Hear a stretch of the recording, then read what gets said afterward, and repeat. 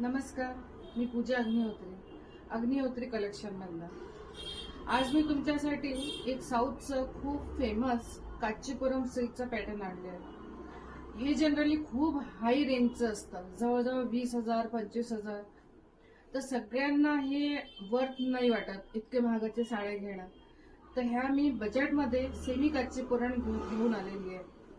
ही साडी आहे अगदी light weight, भरगच्च आणि जनरली ती साडीमध्ये वेट असतो, पण जी ही साडी आली आहे अगदी लाईट वेट, खूप सॉफ्ट आणि पटकन नेसणारी।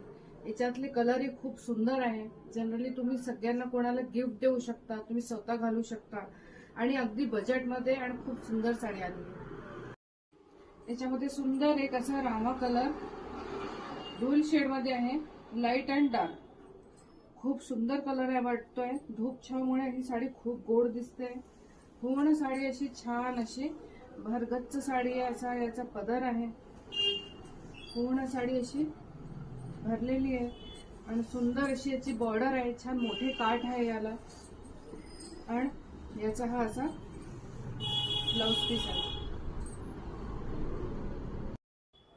हा सुंदर असा ऑरेंज आणि मेरून कलरचं कॉम्बिनेशन आहे। सुंदर अशी याचे काठ मेरूनचे खूप असे उठून दिसून राहिले या साडीवर आणि छान असे चौडे काठ आहे।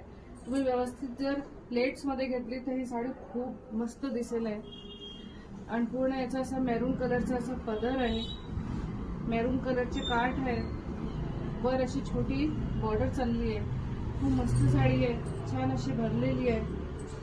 पूर्ण लांब रुंदीला छान व्यवस्थित साडी आहे, अगदी लाईट वेट आहे। मी तुम्हाला प्लेट्स घेऊनही दाखवते।